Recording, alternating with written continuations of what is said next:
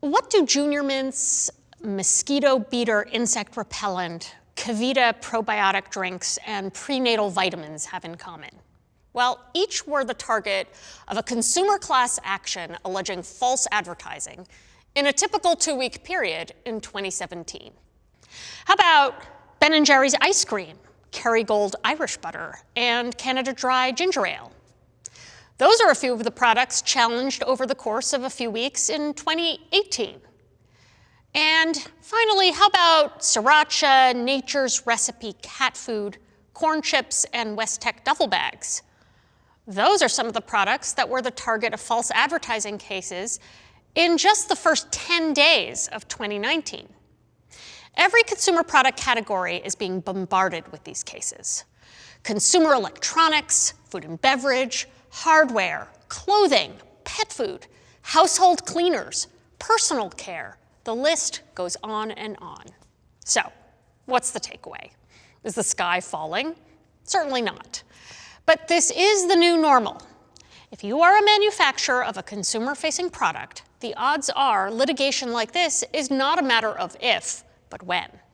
Which means false advertising litigation is just another business risk to be managed, mitigated, and optimized. Today, we're going to take a closer look at this landscape, including the incentives of the players who bring these cases, the resources they can tie up, and some tips and considerations for how a business might implement some systems to manage this risk. So let's review the basics of consumer fraud litigation, and don't worry, we are not going to get into the weeds of Rule 23 today. A class action permits one or a few plaintiffs to represent many individuals in a single lawsuit against a defendant. Millions of plaintiffs can make up one class. Damages amounts can get into the tens or hundreds of millions or even billions. It can span 50 states or a subset of states. It can last for years, even decades. The basic theory of a class action is that there are enough common issues that it is more cost-effective, efficient, and good for public policy to litigate all the claims together using representative evidence and a representative plaintiff. Now, these are cases brought under the consumer protection laws of particular states, and the laws are different. Some states have lower bars for bringing class actions than others, which is why you see many of these cases being brought in California, New York, Florida, Illinois, Missouri, and others. And of course, these states have larger populations, which potentially means a bigger payday for the plaintiffs if a class gets certified. Plaintiffs usually file in the court they think is most favorable to them, and there may be copycat suits that follow days or weeks or months later. But the differences in state laws aside, false advertising cases generally have the same kinds of elements, and they go something like this. You, manufacturer, said something on the label of your product or in your advertising that a reasonable consumer would find false or misleading if they knew the truth. That statement caused me and all the other purchasers to pay a higher price than I would have otherwise, also known as the price premium. After all, if you weren't trying to get people to buy your products with that statement, why put it on the label in the first place? Hundreds of thousands or millions of people bought the product, were duped the same way as I, so the court should let me represent them. Millions of dollars, please. That's basically it. In many cases, the first sign you are going to face a class action is the receipt of a letter called a pre-litigation demand letter, which states the nature of the claims against the company and threatens to bring a lawsuit within a certain number of days. In some states, these letters are required before a plaintiff's lawyer can file a lawsuit. These letters mean different things to different plaintiffs' attorneys, depending on their business model. More on that in a few minutes. Now, when people hear about the products that are challenged in the cases that I handle, whether it's shampoo or an over-the-counter medicine or a television, the very first thing they ask is, oh, what's wrong with it? Should I stop using it? Is it unsafe? The answer is usually, of course not. That's because deceptive advertising cases present a very different kind of theory than a product's liability claim.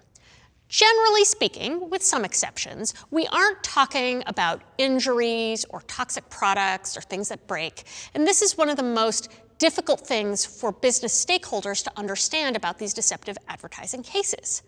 They involve products that are usually safe and useful and beloved by customers who may buy these products over and over again because they are simply great.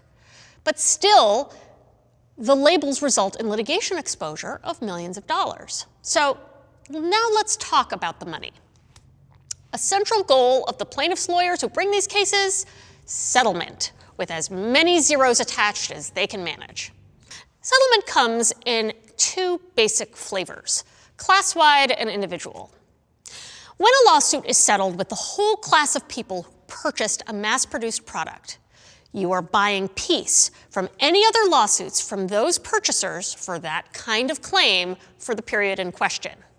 Now, you need a court's permission, and you need to send notice to the members of the class. This kind of settlement can escalate into the millions of dollars, and the plaintiff's attorneys will seek a quarter to a third of the pot. For example, in 2017, The Honest Company, which makes sunscreens and shampoo and dish soap, settled a case alleging that their products were deceptively marketed as natural for about $7.35 million. Red Bull settled a case alleging that the slogan "Red Bull gives you wings" is misleading about the caffeine content for $14 million, and the attorneys in that case walked away with $3.4 million in fees. The attorneys alleging that StarKist underfilled its tuna cans took home nearly $4 million from a $12 million settlement. And let's not forget that there are other costs to fighting a lawsuit: fees for defense attorneys like me, experts to run consumer surveys, refute damages models, or explain the science or toxicology or technology of your product. Discovery is very burdensome on the business, taking people away from their daily work for interviews and depositions, sometimes for days, or to explain or collect documents. And the costs of collecting, hosting, and reviewing documents for privilege and responsiveness can be substantial, though there are increasing opportunities to use technology and artificial intelligence to make that process more streamlined and more cost-effective. Then there are the reputational smears and impact on the brand halo. Sometimes unsophisticated media outlets spreading the plaintiff's version of the story on the theory that where there's smoke, there's fire, and spreading the suggestion that the company is duping its trusting customers. There can be chatter on social media, including your own channels, where rumors, sometimes deliberately planted, stoke consumer fear and mistrust and go viral. And if the business decides to change the label as a result of the lawsuit, there are the costs of rebranding and relabeling. At the other end of the spectrum are the individual settlements, which only buy peace with one individual. These settlements can vary from a few hundred up to 7 figures. These are usually confidential and resolve matters quickly and quietly, but you aren't protected from the next guy walking through the door with an identical complaint in their hand. So these two types of settlements, class-wide and individual, prompt basically two types of business models by the plaintiffs' lawyers: what I like to call the venture capitalists and the serial settlers. The venture capitalists will bring 10, 15, 20, 30 cases and expect to lose most of them, but 1 or 2 or 3 multi-million-dollar settlements will more than make up for the losses. They will send pre-litigation letters as needed to comply with statutes, but they are aggressive litigators. Then, at the other end of the spectrum are the serial settlers.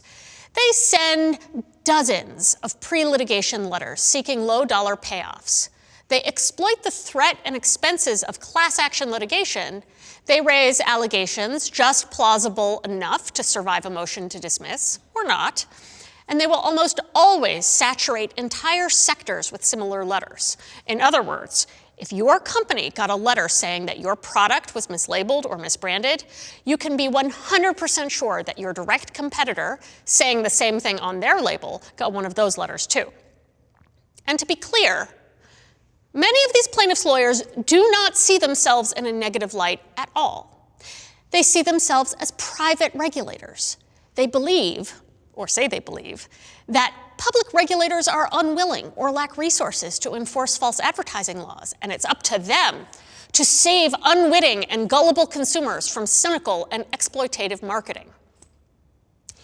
From a strategic standpoint, it's important to know who is on the other side of the pre-litigation demand letter or the filed complaint.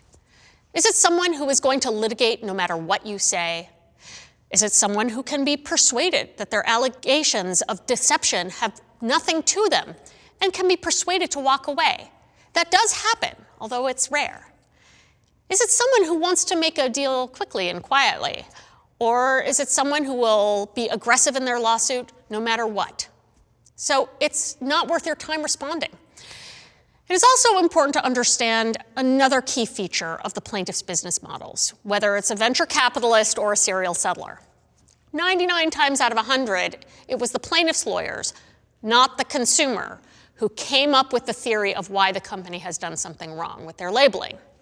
They then go out and essentially recruit consumers who bought the product, or think they bought the product, or say they bought the product, to be named plaintiffs.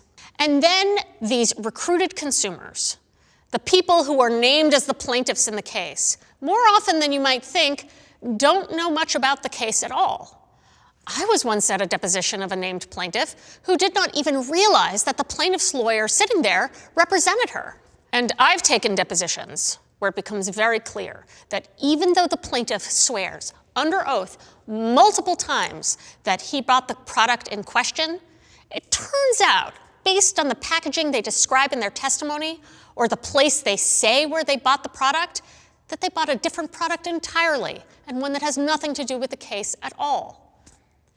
So the implications of the lawyers creating these lawsuits and then recruiting consumers to front them are quite complicated.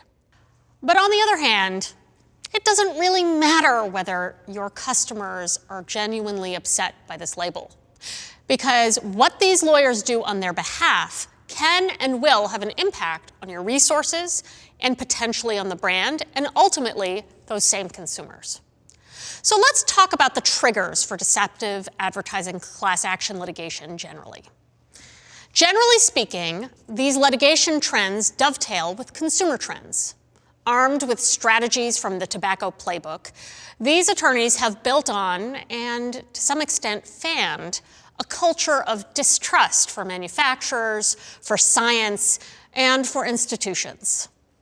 Class actions often follow on the heels of a public regulatory action, like a warning letter from the FTC or the FDA or a state attorney general. But they sometimes blow up over the news, or a competitor action, or something trending on social media. The Subway deceptive advertising litigation over whether their foot-long subs were really a foot long blew up after an Australian teenager posted a picture on his Facebook page, and it went viral. When the New York Attorney General released DNA tests of dietary supplements saying that the ginkgo pills didn't have enough ginkgo, consumer lawsuits piled up, raising the theory that the supplements were falsely advertised. And when Bloomberg News wrote an article about an FDA-approved anti-caking agent in grated cheese, nearly 50 class action lawsuits were filed seemingly overnight, alleging that the phrase 100% grated Parmesan cheese was deceptive. Now, theories come and theories go, but why don't we run through some of the big ones? So the first one is 100% anything. 100% or entirely or all is a frequent labeling target because plaintiffs only have to come forward or concoct some kind of test or factual support that purports to show that some non-zero amount of something else. You say these throws are 100% cashmere? Well, I have run a test that shows another fiber is present. Never mind that it's the wrong test or that the test is picking up some trace amounts of another fiber that are actually completely meaningless. Those are concerns to be litigated down the road after expensive discovery. Natural and its cousins, like no artificial fill in the blank, colors, preservatives, chemicals, flavors, and so on. There is probably no labeling claim that is more targeted in the world of consumer packaged goods litigation. Skin moisturizers, bug spray, mops, laundry detergent, potato chips. Frankly, most companies have dropped or otherwise limited their uses of the word natural as a result. It's just too large a target, even when the company is entirely justified in using that word. The key reason natural is such an attractive target for litigation is that natural is not a defined term, with some exceptions like pet food. And so plaintiffs just have to come up with a theory of why they thought the word natural meant something else, and how that theory duped them. Genetically modified crops or processing aids somewhere in the production chain, even if there is not a trace of genetically modified material in the product itself. For example, citric acid made from genetically modified beets is chemically indistinguishable from citric acid made from non-GMO beets. Another theory of why an ingredient might not be natural is that it went through more than minimal processing. Or there are trace processing aids or ingredients or toxins or pesticides in that ingredient. In fact, there's been a huge boom in lawsuits recently alleging that foods labeled as natural or not artificial in some fashion contain low levels of glyphosate, an ingredient in the herbicide Roundup, or insecticides. And the theory is that the presence of even these tiny, tiny levels of those chemicals renders the product mislabeled. Another theory is that the ingredient in the shampoo or the laundry detergent or the soda has lots and lots of syllables, so it just sounds unnatural. Finally, another popular theory is that an ingredient has a dual use. For example, ascorbic acid can be both a flavor or a preservative. The plaintiff said, "You said on your label no artificial preservatives, but you have that ingredient in it." The manufacturer says, we're not using it as a preservative, we're using it to impart flavor. And the court says, see you in discovery. Another theory is healthy or wholesomeness. Plaintiffs are challenging either the notion that a product is healthy or wholesome because it says so, using those words, healthy, wholesome, nutritious, good for you, but then it includes ingredients that aren't so healthy or nutritious. Too much sugar, too much salt, too much fat. Or the product label doesn't actually say one of those words, but then implies the product is healthy or healthier than it actually is by somehow overstating the positive attributes of the healthy ingredients it does have. Or maybe the healthiness of that ingredient is debated, like coconut oil. Another theory is the product's origin. For example, products labeled made in the USA without any qualifications at all, where only part of the manufacturer or some of the ingredients are sourced in the United States. Plaintiffs like to also point to violations of the Federal Trade Commission's Made in the USA guidance, and different states have different laws on this. Another theory is products labeled as local. How local does it have to be?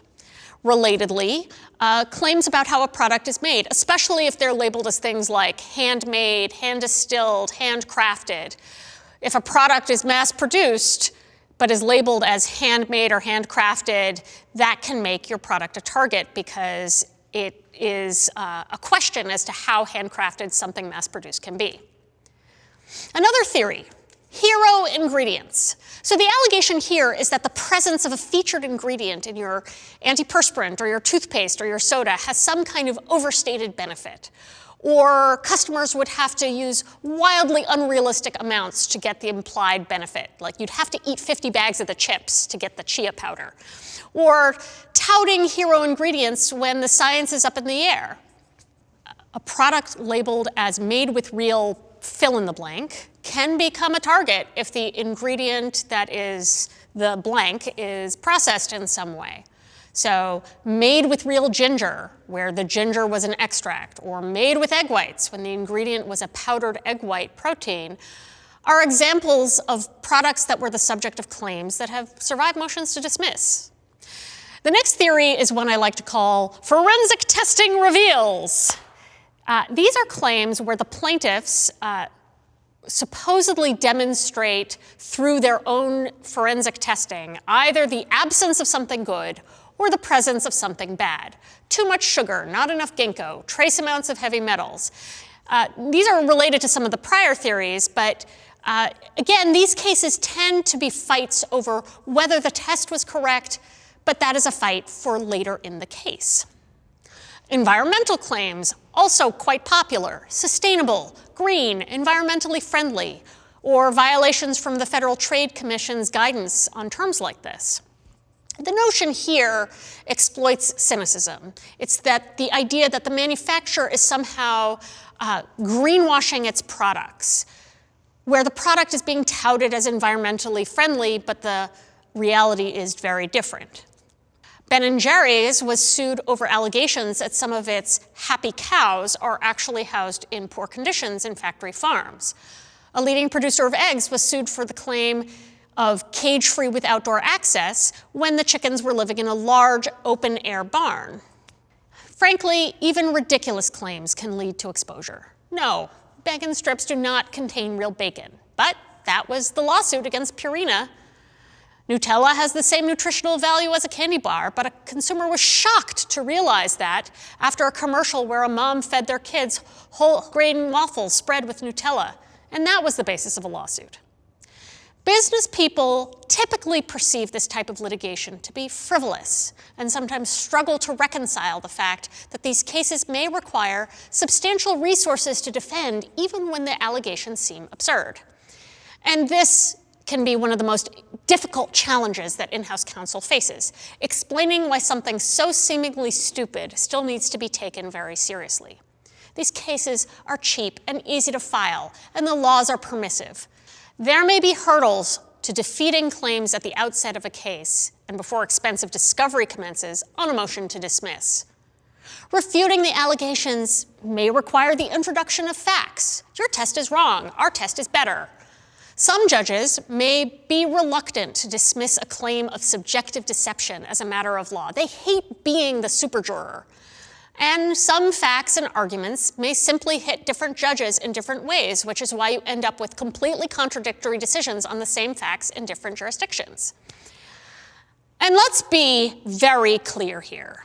The broad majority of these deceptive advertising cases are ridiculous, and in some ways insulting. Most reasonable consumers are not being deceived by the labels that are being challenged and would have bought the product again if the statement that the plaintiff's claim is deceptive was never there to begin with.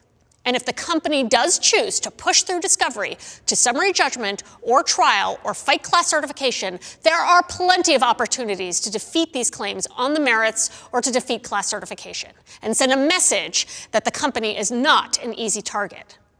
And what kinds of strategies you can implement to aggressively defeat one of these cases in the courtroom is a topic for another day. But the thing to understand today is that vindicating the rightness of your position, that your consumers are getting good value for what they paid for, and that how your product is labeled or advertised would never mislead reasonable consumers, can be expensive. And plaintiffs' lawyers bank on the bet that a company will simply pay rather than go through the hassle and expense of showing that the company was right to begin with. So, let's look at some strategies for managing risk. The most important thing is what I said at the beginning. It's a matter of not if, but when. So you want to have a strategy to think through these issues before they become a lawsuit. So be objective. Acknowledging the risk means that you could come up with a strategy and optimize that risk. Ask yourself, could this backfire in some way? I like to think about labeling claims through the lens of a very cranky teenager, that hyper-technical, annoying teenager who nitpicks everything you say and tells you that you didn't really mean it that way because you said something different. Next, you want to think very carefully about your substantiation. Now, this advice is really in two parts. First, you want to think, what will we be able to say about whether this product performs as promised, is made the way we say it is, or works the way we say it does? How strong is that backup? What would it look like if it hit the front page of USA Today or the New York Times? And I want to caution here, Reliance on your supplier's representations and warranties or certifications can be complicated, and there are some circumstances where you really have to dig a lot further than just your supplier say so. Second, you really want to put together all that substantiation for a claim, whether it's a performance test or a clinical trial or scientific literature or those reps and warranties, into a consolidated, easy-to-grab file. That way, if a plaintiff does come forward, you and your legal team can quickly determine how solid your footing is, relate it to the deceptive advertising trends that are out there, and can evaluate whether it makes sense to send the plaintiff some of those materials in an effort to either persuade them to walk away, or in some cases, to set up an argument that under Rule 11, these plaintiffs' lawyers are on notice that there is no factual basis for that claim. Another strategy. Think about shrinking the target. Can you make the same basic point in a less risky way? Think about it. 100% natural versus just the word natural versus with natural oils. The target has gotten smaller each time. Also, fight or flight. How prepared are you to fight over this claim? Is it core to the brand story? Do you want to settle quickly? Do you want to fight hard, then settle? And perhaps most importantly of all, you want to get the legal team involved early. So some of these analyses can take place under privilege. You need to stay alert and up to date. You need to know what labels are on the market at all times. And pay attention to trends in litigation. They turn on a dime. Claims that were less risky or not even risky at all last year may be next month's theory du jour. And that can be very difficult for business people to appreciate, that these things change. So for example, that phrase, 100% grated Parmesan cheese, at the center of the 50 lawsuits after the Bloomberg News article, that phrase had been on labels for nearly 30 years without anyone thinking it was even slightly deceptive. You want to monitor your social media, blogs, customer complaints, etc., for early insights and opportunities to get ahead of an issue. And here's a caution. You should be aware that sometimes the more unscrupulous plaintiffs' lawyers will plant consumer complaints ahead of the lawsuit to create a record showing that the company somehow knew of the problem. It's a dirty trick. It's entirely unethical and very, very hard to prove. You also want to look at your industry-wide risk. It's not enough to say, as in the Cranberries song, everybody else is doing it, so why can't we? All that means is that you will be sued or get a threatening letter all at the same time. Diet sodas, energy-efficient televisions, toothpastes. If one is sued and others are making the same claims, they'll likely be sued also. But understanding where your company fits into that category is also important. Are you the most aggressive in your sector? Are you middle of the road? Are you the most conservative? Knowing where you fit will be helpful to understand if a plaintiff's lawyer comes knocking. Also, and this is a kind of a related point, just because you think it's absolutely impossible for anybody to be making a claim with enough substantiation doesn't mean it isn't possible. You don't know what the other guy is using for substantiation. Maybe you challenge those competitors someday as part of an aggressive strategy, which brings its own risks and is a topic for another day. But going ahead and making an unsubstantiated claim because others are doing the same, that's high risk. Collaboration between marketing and legal and early review will reduce your risk. I can't say it any other way. Silos and last-minute clearance requests leads not only to increased litigation exposure, but bad blood and accusations that the marketing department is a bunch of cowboys and legal is the Department of No. Consider having your marketing team learn about this litigation landscape.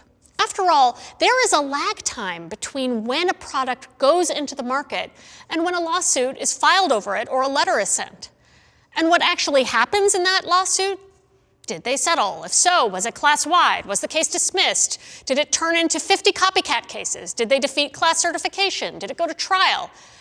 All that stuff is invisible to the marketing team. And every time a marketing team starts to appreciate these issues, they can bring their awesome creativity to bear and be true allies in managing the risk together with legal. Thanks for listening. There's plenty more to get into on this topic, so if you are interested in learning more, such as about how these kinds of cases have played out in your particular sector, or if you have specific questions, please don't hesitate to reach out.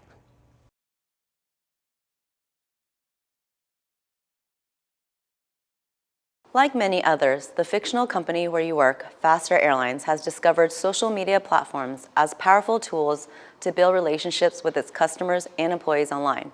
But just like fire, these tools can be dangerous, as you can see from this post that appeared a few minutes ago on Faster's official social media homepage. Can Faster require this employee to remove his post? If he refuses, can Faster terminate him for violating company policy? As an in-house lawyer, you'll need to be prepared to answer these questions and many more as your company learns how to handle social media.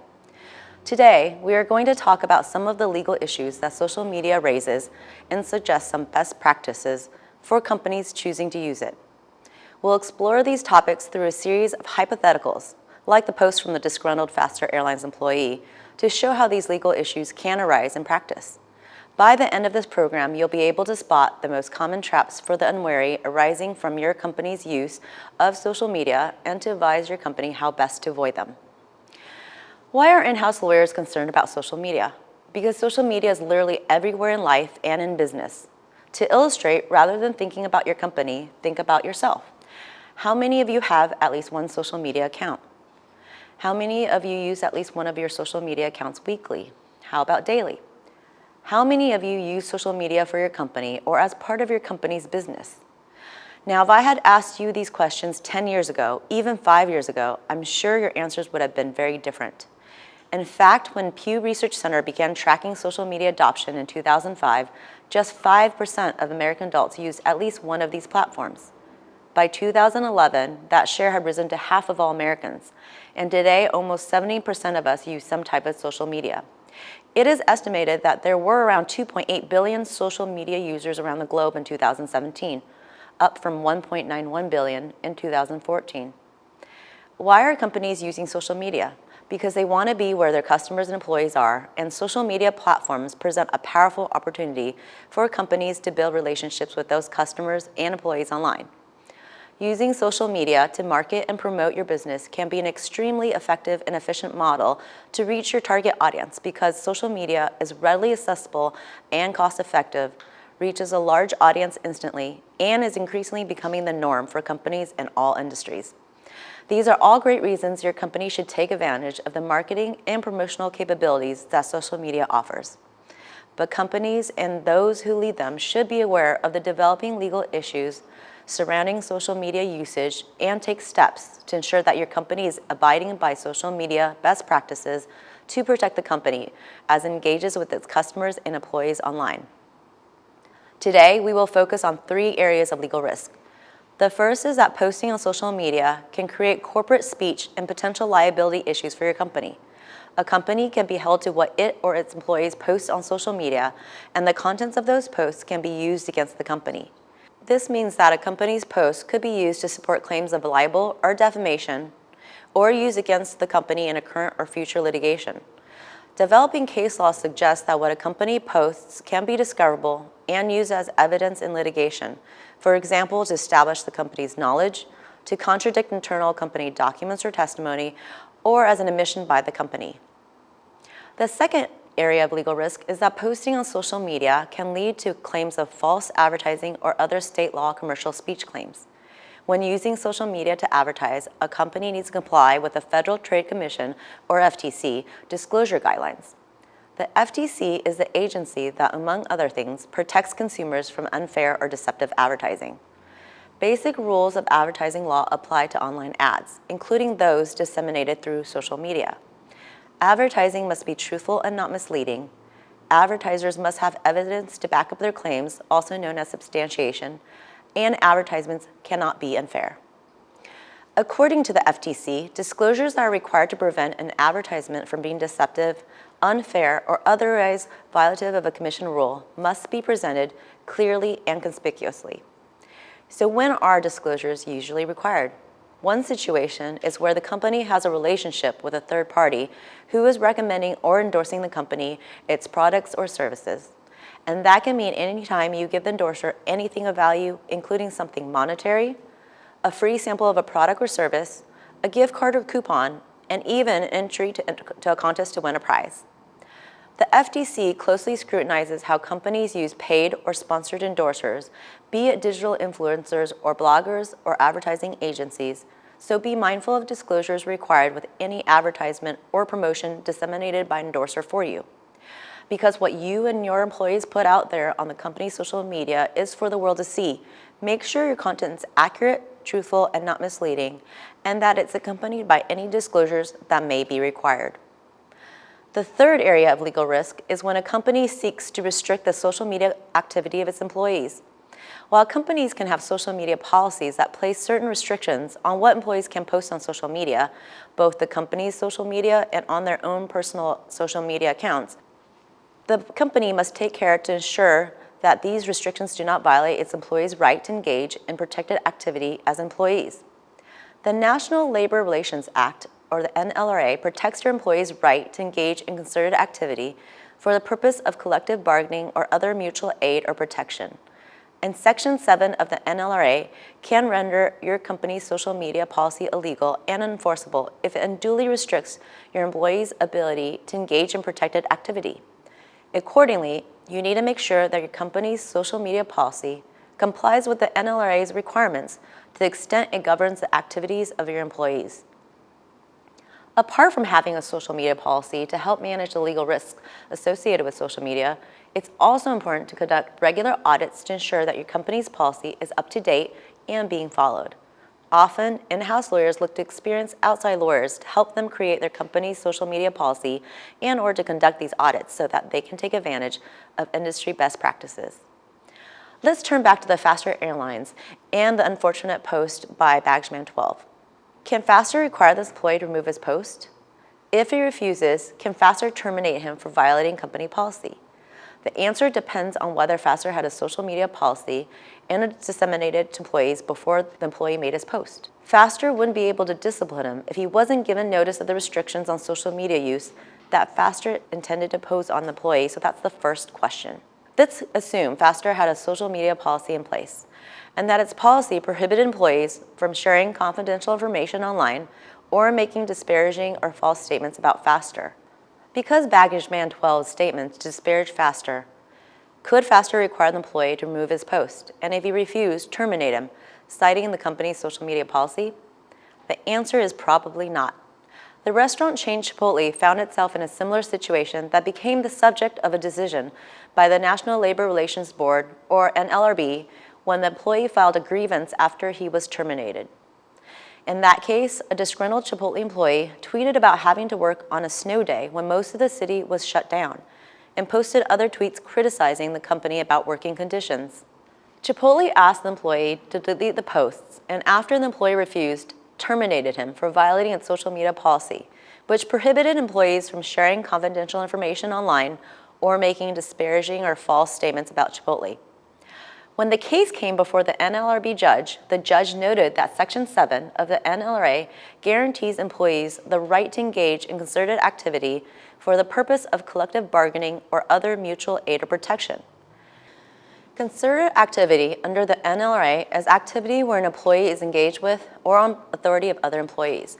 And online activities such as posting on social media where employees are discussing the workplace can qualify as concerted activity.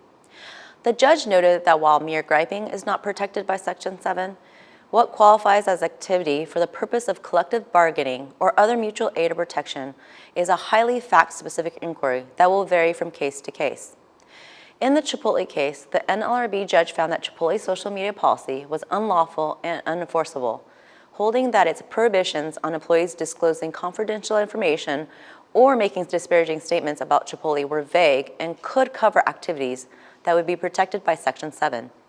What about the part of Chipotle's policy that prohibited employees from making false statements? The judge took issue with that provision too, finding that the NLRA protects employees even when they make false statements, as long as those statements were not made maliciously.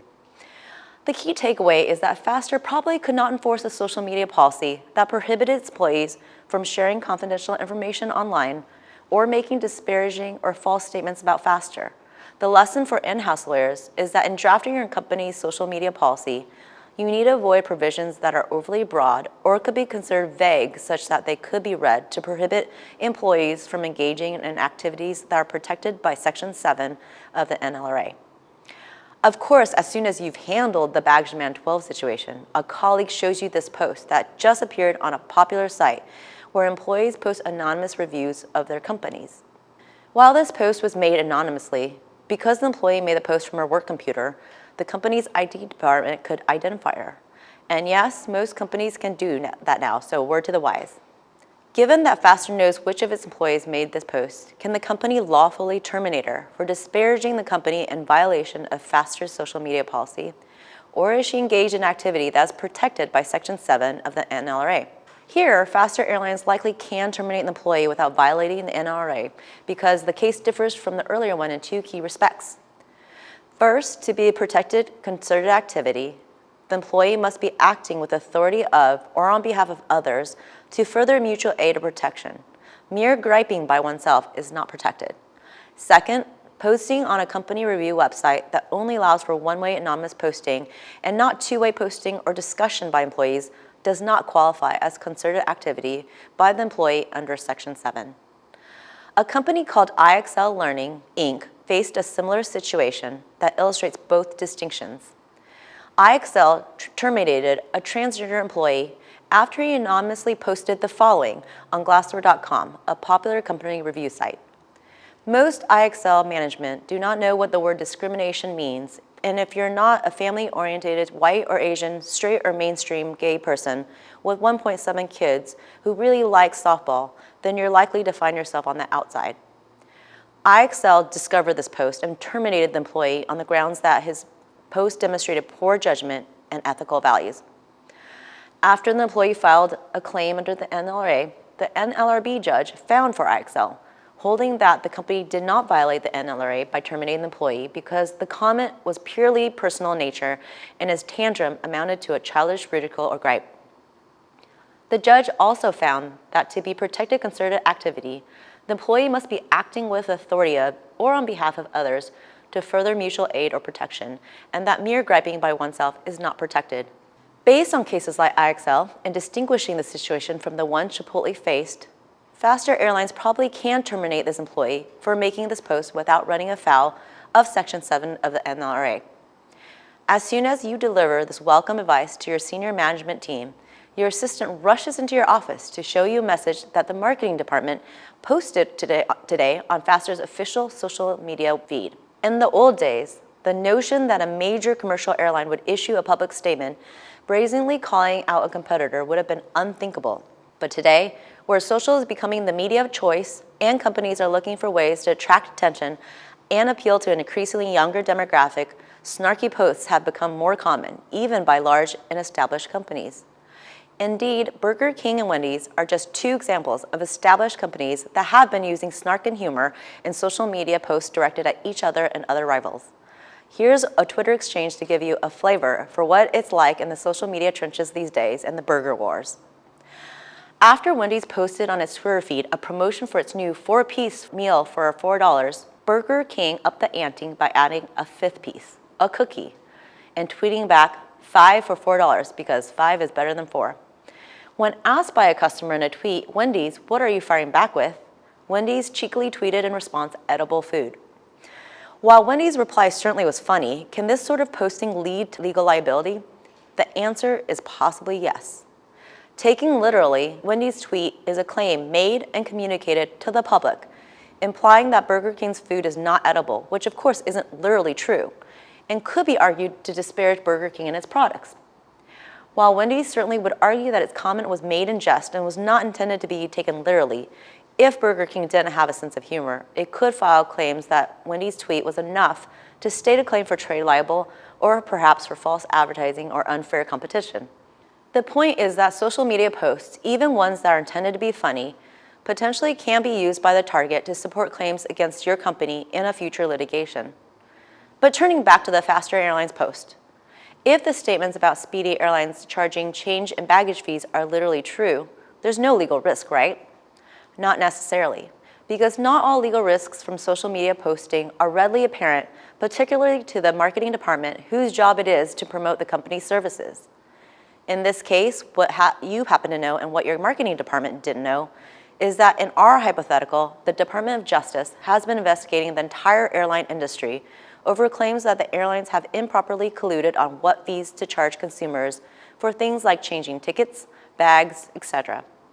When Faster Airlines has denied any collusion, it's not going to be helpful for the company to have made a post on social media suggesting that it has been talking to a competitor about change fees. To a regulator, the sentence, "We've been telling you for years that customers shouldn't be charged to fly early," could be read to suggest communications between Faster Airlines and Speedy Airlines about change fees, even if none took place. It's also not helpful for Faster Airlines to point out that every airline except Speedy charges the same amount, $50, for bags, because it could be read as suggesting the airlines engaged in coordinated action on pricing, even in fact they acted independently. The key point is that social media posts are risky because they may be used against your company as evidence, for example, to establish the company's knowledge, to contradict internal company documents or testimony, or as an admission by the company. A few examples involving the rapper 50 Cent will drive this point home. 50 Cent filed for bankruptcy protection back in July 2015. As you may know, once you file for bankruptcy protection, a stay is put on the assets, and the party filing for bankruptcy is required to provide a listing of all monies and assets left for creditors. In this case, after providing the list, 50 Cent subsequently posted photos on Instagram that made it look questionable whether he had disclosed all of his assets. Here you can see 50 Cent posing with stacks of cash and $100 bills, even going so far as to spell the word broke with stacks of $100 bills. A few weeks later, in a tweet and related Instagram post, 50 Cent stated, "My crib is almost finished in Africa. I'm gonna have the craziest housewarming party ever," referring to a picture of a large home being built. Guess who saw these posts? Turns out his creditors were following and reported the posts to the bankruptcy court. The bankruptcy judge called 50 Cent into court to explain himself. 50 Cent told the court that the $100 bills were just prop money, and that just because I am photographed in or next to a certain vehicle, wearing an article of clothing, holding a product, sitting next to what appears to be large sums of money, or modeling expensive pieces of jewelry does not mean that I own everything in those photos. In any event, 50 Cent later came to agreement with his creditors. While we don't know the specifics of that agreement, it certainly did not help 50 Cent's situation that these posts caught the attention of his creditors and the bankruptcy judge. So what should in-house counsel do about social media posting by their companies? The first thing is to recognize that posting on social media can create corporate speech and potential liability issues, and that the contents of those posts can be used against the company, for example, to support claims of libel or defamation, or used against the company in a current or future litigation. The second thing is to put into place a process by which all social media posting by your company is reviewed by the legal department prior to posting. Like the Faster Airlines example, even a social media post that is truthful can be misinterpreted and create legal issues for the company that the legal department is in the best position to identify and assess. Having a robust social media pre-approval process in place should help you identify and avoid posts that could cause serious problems for your company. Now that you've explained your new social media pre-approval process to the marketing department, they thought they showed you some examples of posts that Faster Airlines customers have been making about the company. When you start complimenting the marketing team on how great it is that our customers like us so much that they are posting compliments about us unsolicited, your head of marketing pulls you aside and informs you that these posts were not exactly unsolicited. She tells you that the marketing department has been running a promotion where customers who tag Faster Airlines in their posts are entered into a drawing to receive 2 free tickets anywhere Faster flies. Is this a problem, she asks you sheepishly? In a word, yes, it is a big problem. Because social media posts that promote a company, its products or services is advertising, the posts must be truthful and not deceptive. The advertiser must have evidence to back up its claims, aka substantiation, and the posts cannot be unfair. The FTC considers posts by third parties who have a relationship with the company they are promoting to be deceptive unless the post clearly and conspicuously disclose the nature of that relationship. Giving anything of value to a third party in return for making a post, money, free goods or services, and even entry into a contest to win a prize creates a relationship with the company that must be disclosed. Because neither Faster nor its customers disclosed that the customers were entered into a contest to win free airplane tickets in exchange for making those posts, Faster could be fined by the FTC for engaging in false advertising. But even if Faster had realized that disclosure of the contest was required, how could the company ensure that customers who posted would include the required disclosures in their posts? For a contest that's open to all, the company should include in the contest rules the disclosure requirement along with sample disclosure language and require participants to certify that they have complied with the rules when they enter the contest or else be disqualified. In cases where required disclosures were not properly made by third parties, the FTC generally has imposed more lenient penalties if the company's agreement with the endorser or advertising company required compliance with FTC guidelines and allowed for monitoring compliance. Okay, now you know when to disclose. How do you disclose? We know the disclosure needs to be clear and conspicuous, and the FTC decides if a disclosure is clear and conspicuous by looking at 5 guidelines. First, how close is the disclosure in proximity to the claim it is qualifying? Is it right next to the claim in the post, or is it separated by a lot of text such that the readers might miss it? Second, how prominent is the disclosure? Is it highlighted as a hashtag so that the readers are sure to notice it? Third, is the disclosure unavoidable? In other words, is it always visible whenever the post is visible, or does the user have to scroll down or click a link to see it? Fourth, do other items in the post distract attention from the disclosure? It's not okay for you to bury the disclosure in the middle of the other text or among a dozen hashtags. Fifth, is the language of the disclosure understandable to the intended audience? The FTC has given specific guidance that hashtag SP or hashtag SPON are not sufficient, that terms like hashtag promoted by, or hashtag brought to you by are too vague, while hashtag ad, hashtag sponsored, and hashtag contest are sufficiently clear. Now that you know the rules, I'm going to show you 2 real-world examples of disclosures to see if you can tell whether they are sufficiently clear and conspicuous. Of all the labels that have been applied to Kim Kardashian over the years, FTC compliant is probably not the first one that comes to mind. But that's just what she is in this post, where she promotes Airbnb in return for giving her a free stay at a New York penthouse. Her disclosure, thanks at Airbnb for the gift of our home away from home, checks all the boxes. It appears as part of her post promoting Airbnb. It's prominent, unavoidable. Nothing in the post unduly distracts from the disclosure, and the disclosure conveys the message that Ms. Kardashian is promoting Airbnb in exchange for receiving a free stay at an Airbnb property. Now compare with an Instagram post by Gwyneth Paltrow, where she tags Airbnb and says, "Who knew? Such a beautiful trip. Adios, Vallarta. Hasta la próxima." It isn't clear if the stay was comped, but if it was, such language would probably not be FTC compliant. In the next one, Cole Haan ran a contest, asking consumers to post 5 pictures of their favorite Cole Haan shoes and their favorite places to wander and tag them with hashtag Wandering Soul. The most creative entrants would receive a $1,000 prize. Here's an example of a post that was made by a consumer as part of the contest. Is it enough for the consumer to have tagged her post hashtag Wandering Soul to have clearly and conspicuously disclosed that her post was prompted by Cole Haan's contest? According to the FTC, who issued a warning letter to Cole Haan over similar posts by its customers, the answer is no. The FTC found that adding hashtag Wandering Soul to the post, like adding hashtag promoted or hashtag promoted by, was too vague to clearly convey the message to users that Wandering Soul is a contest sponsored by Cole Haan.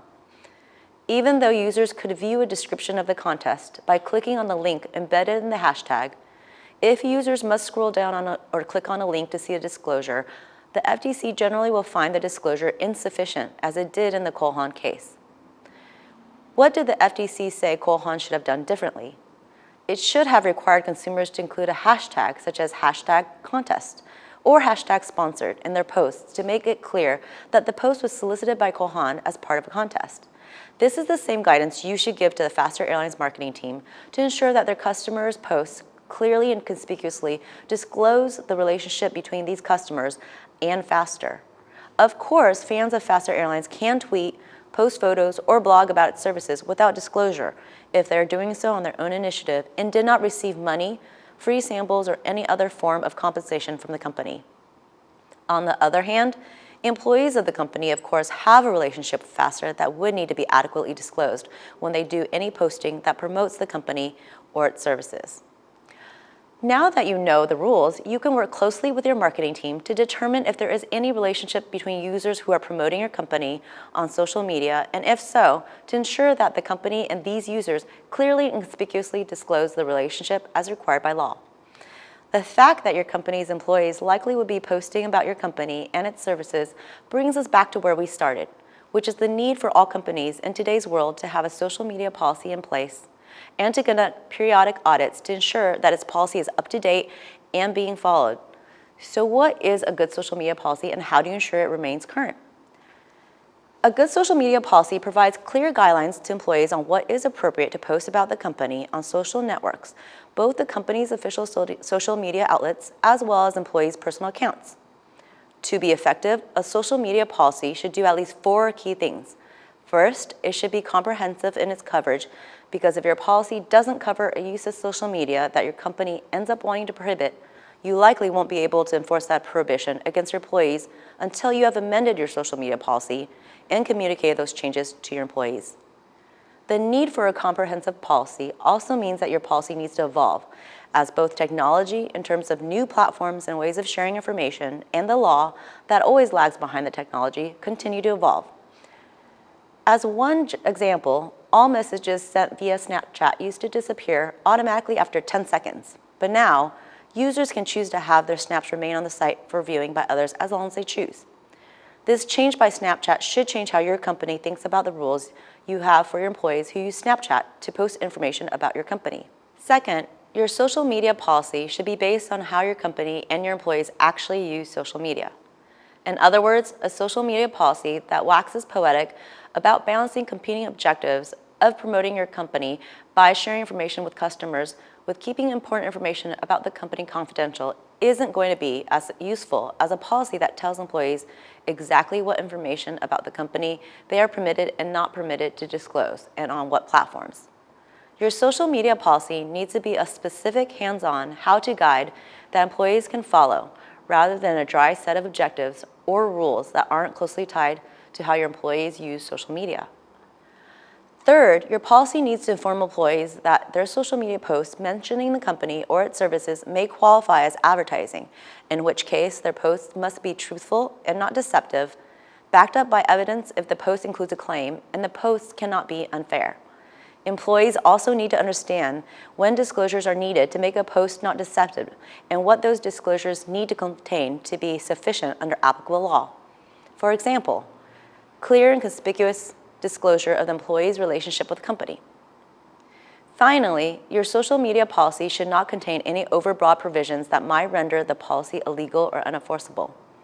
As learned from the Chipotle case, a social media policy that prohibits employees from generally sharing confidential information online or making disparaging or false statements about the company is likely unenforceable because it can be read to prohibit employees from engaging in activities that are protected by Section 7 of the NLRA. As such, you need to craft your social media policy carefully to specifically define what conduct your company needs to prohibit without sweeping more broadly than necessary to achieve that goal. Once you have your social media policy in place, the next step is to review it periodically, at least annually, to ensure that it is up to date and that your employees are complying with it. At the end of that review, you'll almost certainly need to modify your social media policy to take into account changes in technology, the law, or decisions by regulators such as the FTC that affect what your social media policy can and should prohibit. Often, outside lawyers can be helpful in conducting these social media policy reviews and audits because we see dozens of policies from companies in many different industries, which allows us to offer guidance on how best to deal with problems that many companies face in this important and evolving area. If your company has never conducted a social media audit, it's time to do so before your assistant rushes into your office to show you something that was just posted online about your company that you would prefer never to see. We've covered a lot in our short time today, and I'm confident you'll now be able to spot the most common traps for the unwary arising from your company's use of social media and to advise your company how best to avoid them. That said, there are many more traps for companies that use social media than we had time to discuss today.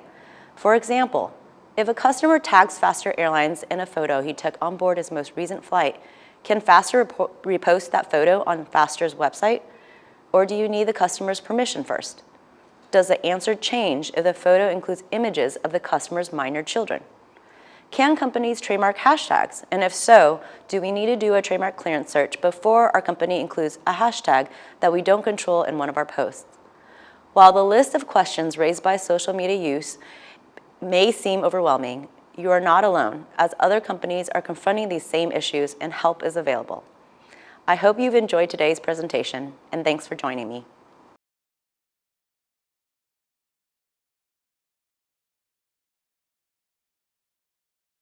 Imagine that your company has a social media page where you publish marketing and other video content related to your company and its products.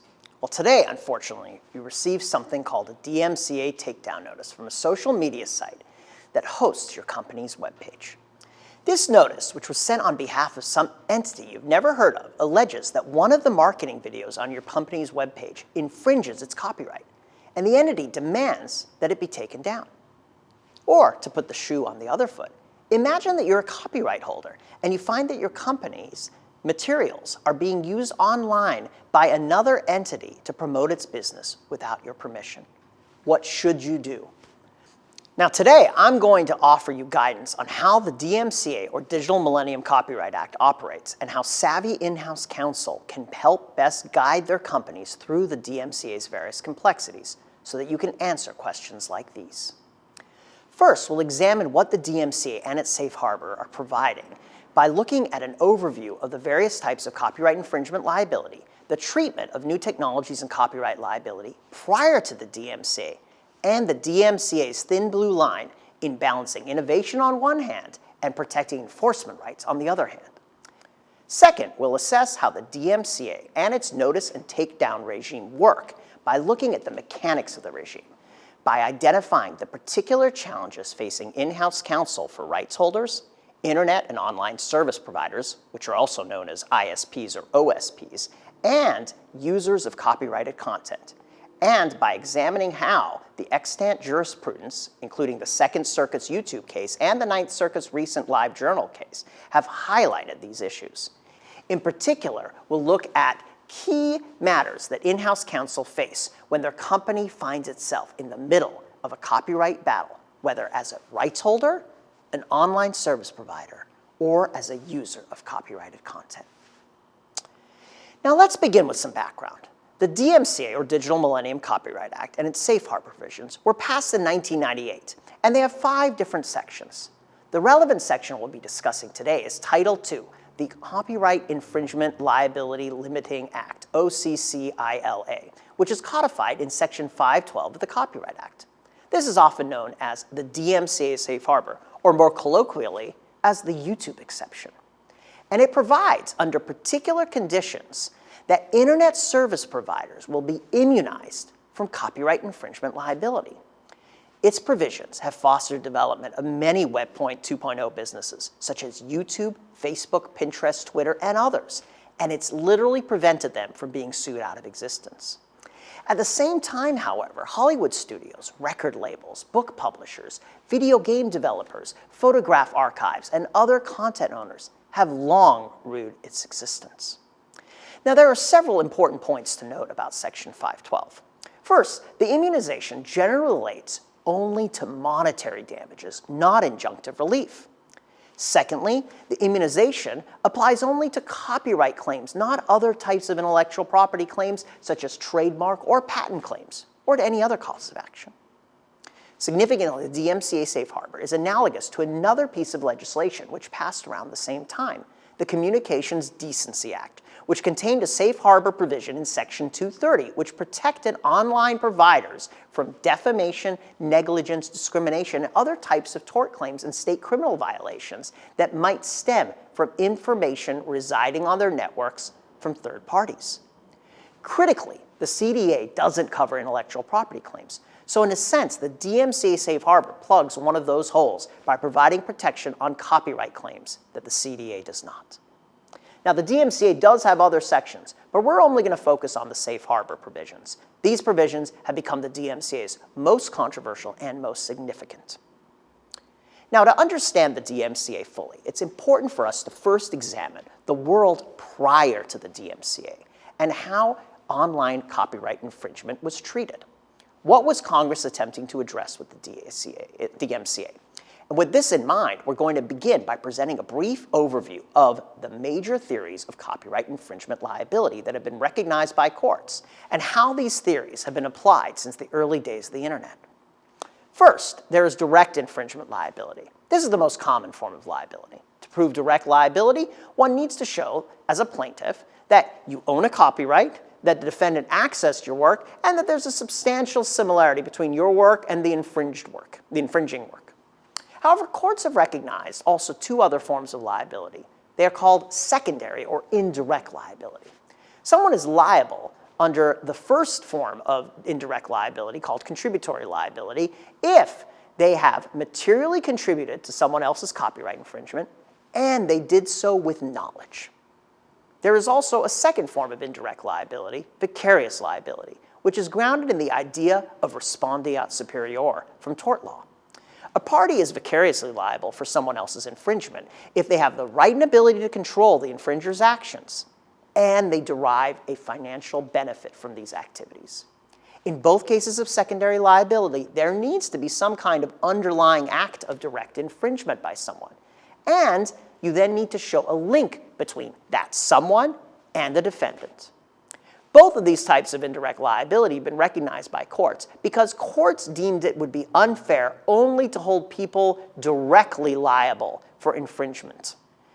In fact, frequently there are entities and individuals who encourage others to infringe, and the courts have felt that they should face consequences for damages as well. Now, in the world before the DMCA, there were several important pieces of litigation regarding these theories of secondary liability, where rights holders sought to hold manufacturers of technology liable for uses the consumers may make of their products. The most famous case, one you've likely heard of, is Sony v. Universal, a 1984 Supreme Court decision involving the long-extinct Betamax home videocassette recording technology.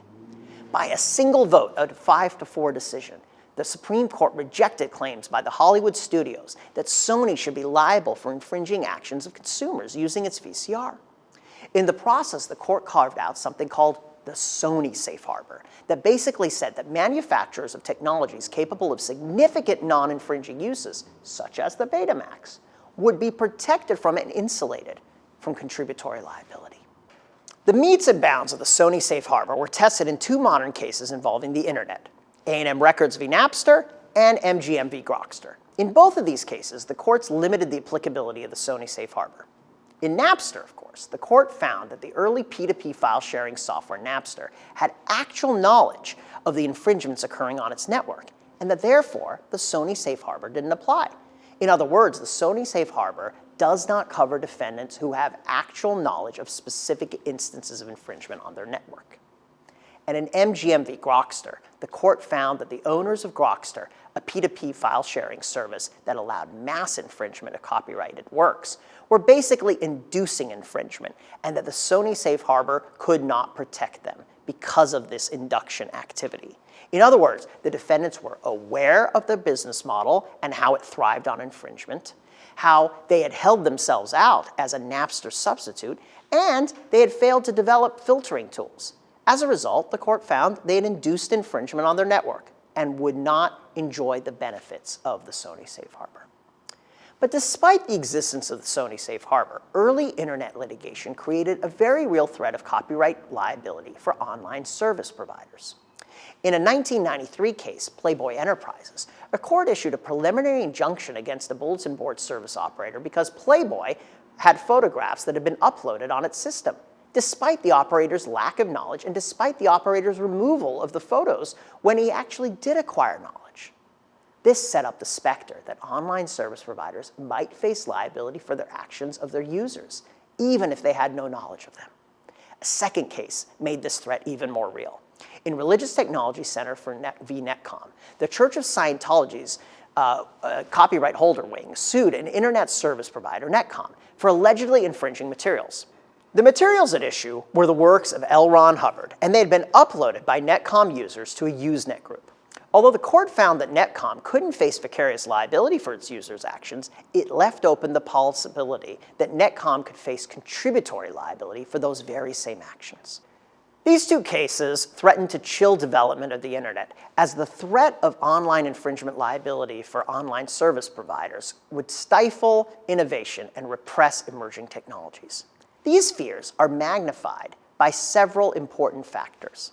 First, copyright infringement, particularly in a world of network computers that reside at everyone's fingertips, is ubiquitous and severe.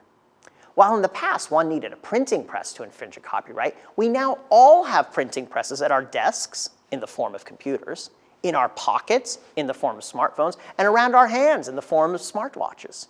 Technology not only makes it very easy to violate the exclusive rights granted under Section 106 of the Copyright Act, but it has also improved the monitoring of infringement and made tracing of infringement activities even simpler.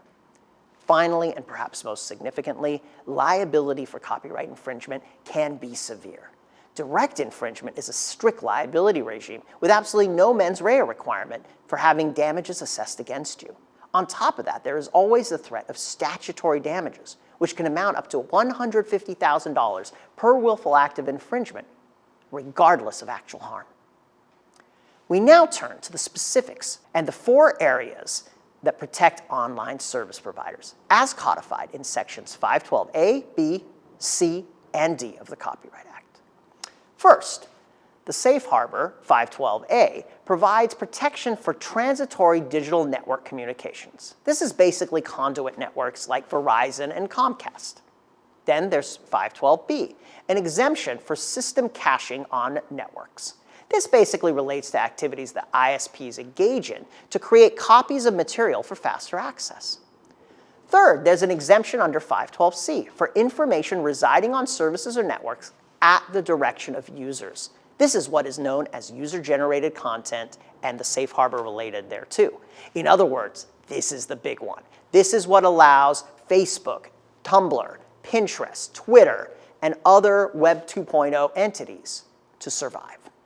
Finally, there's 512D, the Information Location Tools exemption, which basically creates a liability exemption for websites that are linking to infringing content. Our focus, not surprisingly, is going to be 512C, the user-generated content component. Now, the DMCA safe harbor has several major requirements before an online service provider can take advantage of it. And as in-house counsel for companies operating online, it is absolutely crucial to understand these requirements and ensure proper compliance. In particular, some of the requirements are very strictly enforced by courts, while others are less so. First, of course, the qualifying ISP must fit under one of these 4 buckets that I just mentioned. In other words, it must either be a transitory digital transmission network, it must perform system caching, it must engage in storage of information at the direction of a user, or it must provide information location tools. So in other words, the exemption only applies to ISPs performing one of these 4 functions for the performance of one of these functions. Second, and this is where the issue gets black and white, an online service provider absolutely must register a designated agent for receipt of takedown notices with the Copyright Office. To do so, you must file paperwork with the Copyright Office and pay a proper fee. Failure to do so results in a loss of your safe harbor. Period. No exceptions. Importantly, the Copyright Office recently changed its regulations, and as part of the updating of its system to make it more digitally friendly, it now requires registration of an agent once every 3 years. Again, failure to re-register one's agent every 3 years will result in a loss of the DMCA safe harbor. Third, an ISP must show that it has no actual knowledge of infringement of its network. Fourth, an ISP must show that it has no red flag knowledge of infringement on its network and that it has not acted with willful blindness towards infringement on its network. Fifth, any ISP that's taking advantage of 512C's safe harbor must also respond promptly to substantially proper DMCA takedown notices and must remove and disable the materials that are complained of. Expeditious removal of complained of materials is a requirement of the DMCA. Six, ISPs must also adopt a policy and reasonably implement that policy to terminate the accounts of repeat infringers. Seventh, ISPs cannot receive financial benefit and have the right and ability to control infringement. Eighth, ISPs must accommodate and not interfere with standard technical measures used by copyright holders to identify or protect their works. As we can see, there are a lot of hoops to jump through for an ISP to qualify for the safe harbor, so compliance can be a significant challenge for in-house counsel. On the other hand, for in-house counsel at content companies, despite its many frustrations, the safe harbor is indeterminate and can constantly be poked and prodded at for potential lines of attack on any number of these grounds. Now, to answer our question at the outset of this talk about how to handle a DMCA takedown notice, we need to examine the actual mechanics of the notice and takedown regime under the DMCA. As I mentioned before, the DMCA safe harbor gives copyright owners the ability to send takedown notices to ISPs infringing their content. For example, let's say you're a copyright holder and a video of yours is placed on YouTube by an unauthorized user. As the copyright owner, either you or your authorized agent can send a takedown notice to YouTube's registered agent to request removal of those materials.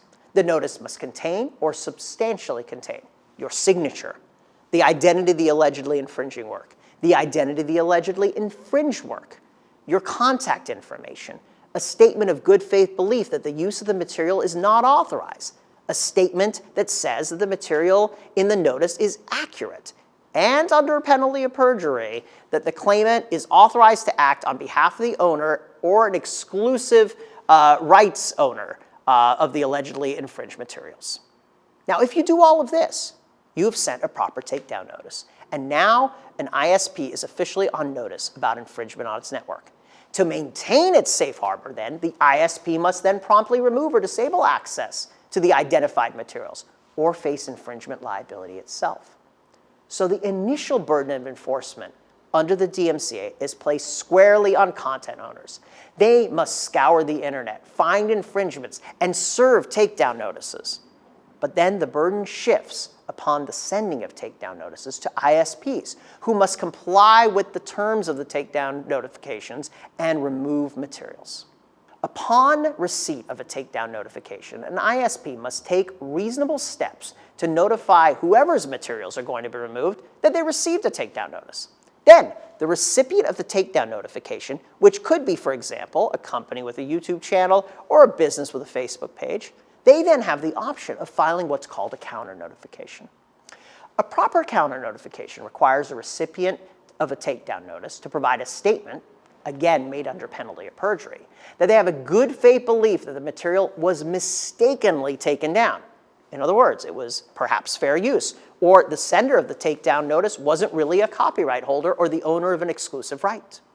The counter notification must also include a statement that the filer of the counter notification consents to jurisdiction in the federal court in which they live, or if they're not in the United States, to the federal court in which the ISP is found, should litigation result.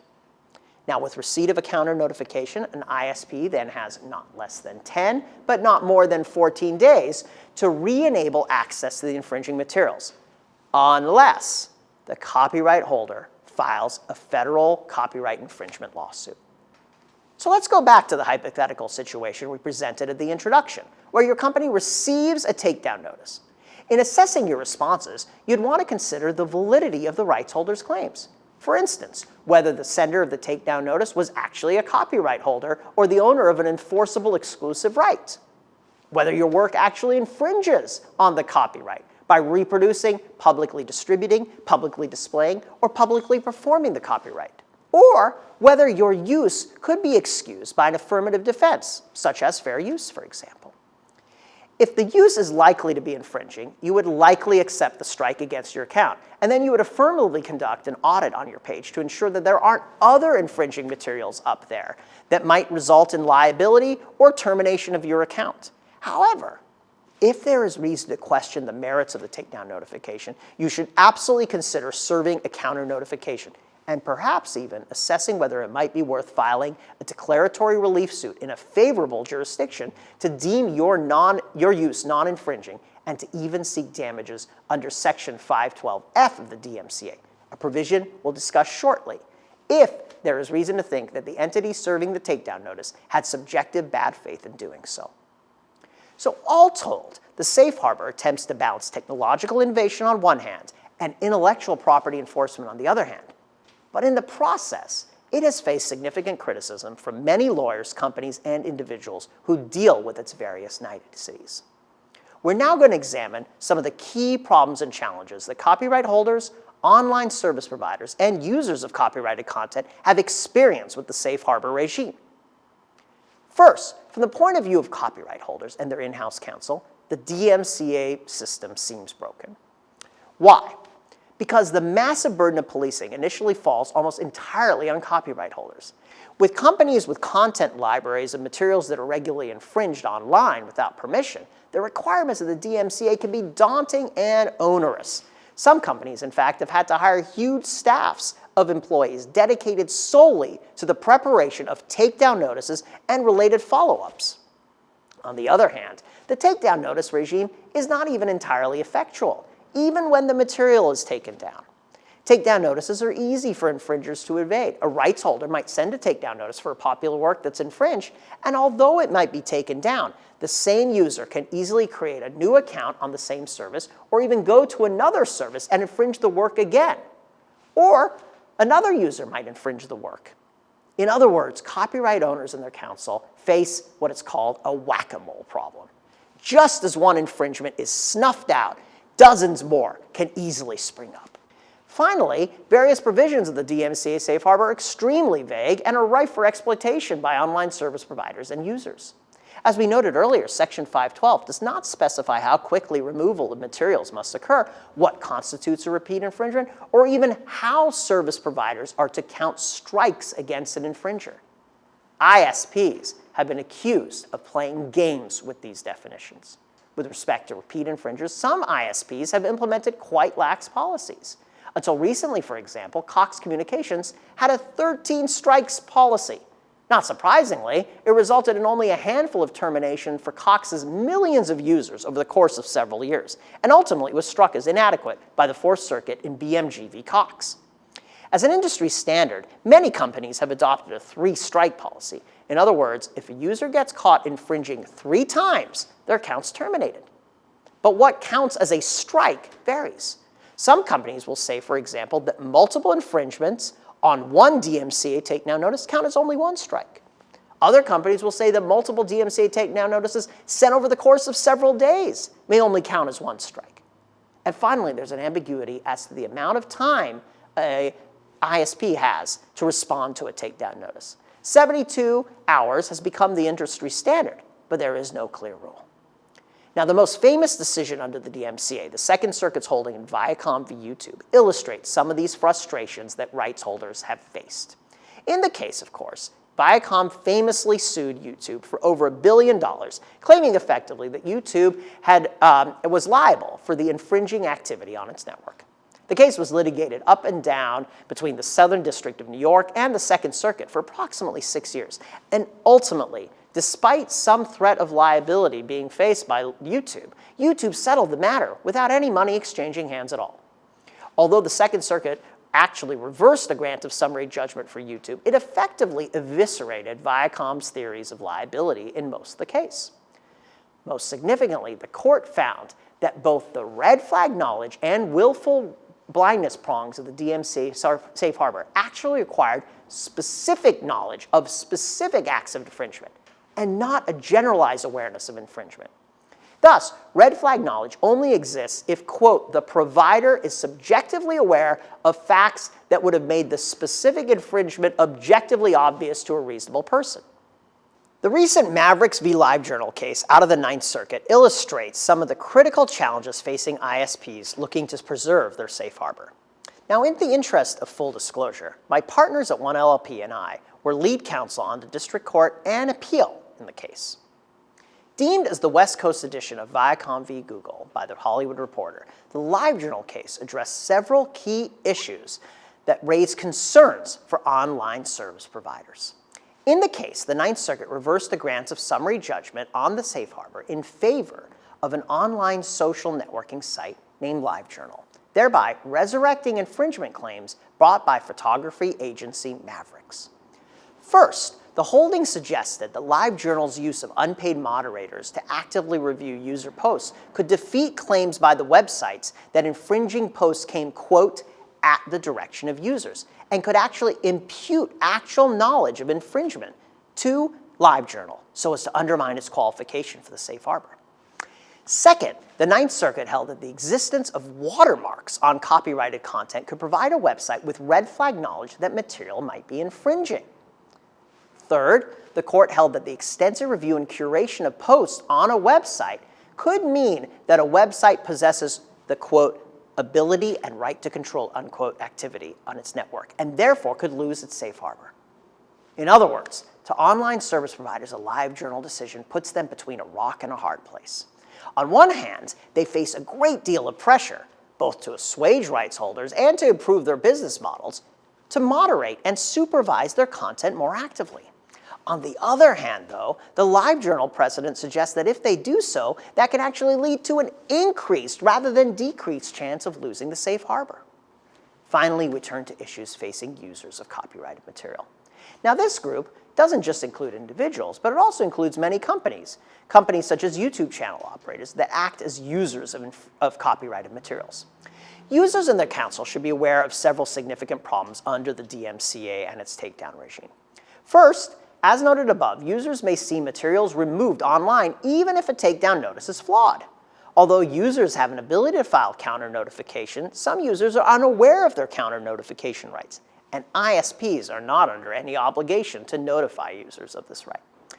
Moreover, a counter notification will only restore the materials after a period of delay, up to 2 weeks, meaning that their infringing materials may be, or the allegedly infringing materials, may be inaccessible for a particularly critical period of time. In fact, many political groups, from pro-choice and pro-life activists to various sides of the debate on gay marriage, have actually exploited this aspect of the DMCA to have the materials of their foes online removed in the lead up to elections. The victims of these takedown notices have had their materials restored, but only after the election, meaning they effectively had their speech muzzled at its most critical time. Secondly, for users of copyright content, fair use is a notoriously hazy issue, and statutory damages are quite high and liability can be absolutely massive. So many users fear that they do not have the monetary resources and appetite for risk to fight a takedown notification and to vindicate a fair use right. As a result, users will often just kowtow to a rights holder and not even bother with a notification, a counter notification, even if they believe what they've done is truly fair use. Now let's return to the hypothetical mentioned at the introduction. Except this time, let's say you represent the entity whose work has been infringed. In addition to weighing a possible infringement lawsuit right off the bat, you'd naturally consider serving a properly formatted takedown notice to the social media site that is hosting the infringing content so that you can get that content down.